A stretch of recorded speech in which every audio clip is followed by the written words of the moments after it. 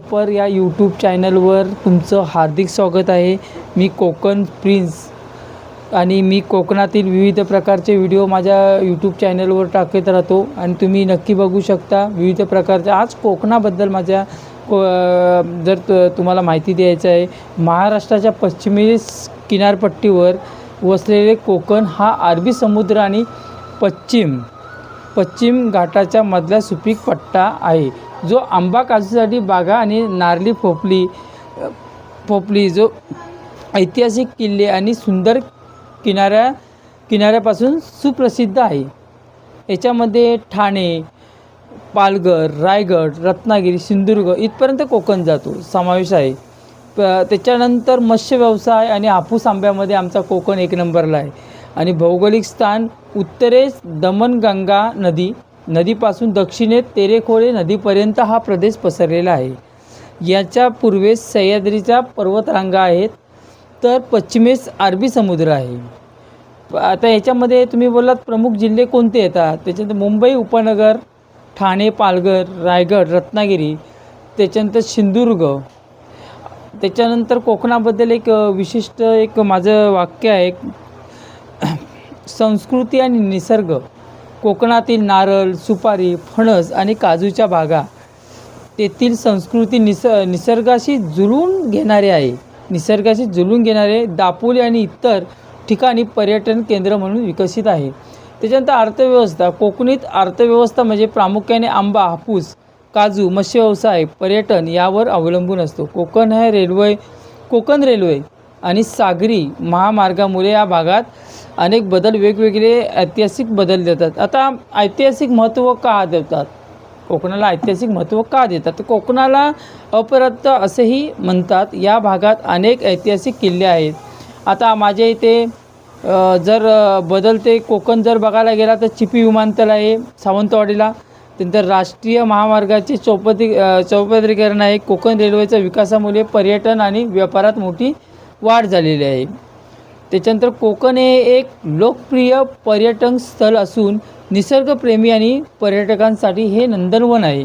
त्याच्यानंतर असं नंदनवन का बोलतो, आमच्या रत्नागिरीमध्ये गणपती फुले, त्याच्यानंतर मार्लेश्वर, देवरुखला मार्लेश्वर आहे. त्याच्यानंतर स्वामी विवेकानंदन, पावसला स्वामी विवेकानंदन आहे. त्याच्यानंतर आमच्या इथे माझ्या घराच्या बाजूला मी किरबेट इथे राहतो आणि माझ्या बाजूला विशाळगड असं मोठा गड आहे, महाराजांचा गड आहे विशाळगड. त्याच्यानंतर त्याच्या बाजूला ऐतिहासिक स्थळ म्हटलं जर गेलात, महाभारतातील एक रहस्यमय कथा आहे आणि मुचकुंदी ऋषी असं एक गाव आहे. किरपेट गावाच्या इथून जवळ असा 3 तासात 2 ते 3 तास चालत आमच्या इथून लागतात. नक्की तुम्ही जर तुम्हाला यायचं असेल, मुचकुंदी ऋषी हे असं 5000 किलोमीटरवर आहे उंच असं एक आहे. उंची जास्तच आहे, आपण मापू शकत नाही अशी उंची आहे.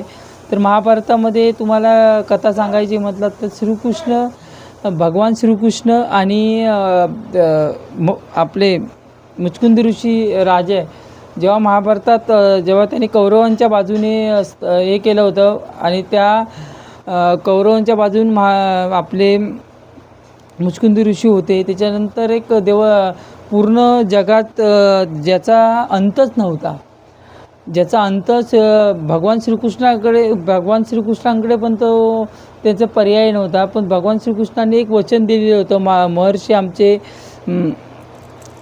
त्याच्यात हे मुचकुंदी ऋषी यांना एक वचन दिलेलं होतं, ज्या दिवशी तुम्हाला त्या गुंफेतून कोण निदर्शन म्हणजे तुम्ही जेव्हा झोपलेला असाल, जर तुम्हाला पहिल्यांदा जर कोण उठवेल आणि तुम्ही जर पहिल्यांदा डोळे उघडाल तर त्याचा भस्मसात होईल. तसं श्रीकृष्णांना माहिती होतं की मी राजांना वचन दिले. ते जे भगवान श्रीकृष्ण आमच्या इथून किरपेटमधूनच वरती मुचकुंदी ऋषी गुंफा आहे तिकडे धावत कालयवन राजाला आणि त्या गुंफेत जाऊन आपली शाल त्या आपल्या ऋषींवर टाकून त्याच्यानंतर ते गुंफेत लपलेले आहे. ते पण तिथे ठिकाण आहे आणि विविध प्रकारचे ठिकाण आहे. त्याच्यानंतर कालयवन राजा येतात. कालयवन राजा आल्यानंतर कालयवन राजा त्यांना वाटतं ते श्रीकृष्ण आहेत म्हणून डायरेक्ट अशी लात मारल्यानंतर ते महर्षी जेव्हा डोळे उघडतात तेव्हा तिथे भस्मसात काल येऊन राजाचा भस्मसात तिथं हे होतं आणि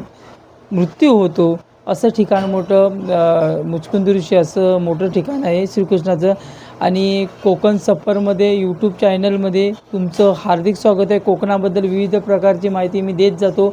माझ्या यूट्यूब चॅनलवर तुम्ही कोकण सफर या प्रिन्स सुर्वे या यूट्यूब चॅनलवर तुम्ही बघू शकता. तुर्तास थांबतो. जय महाराष्ट्र.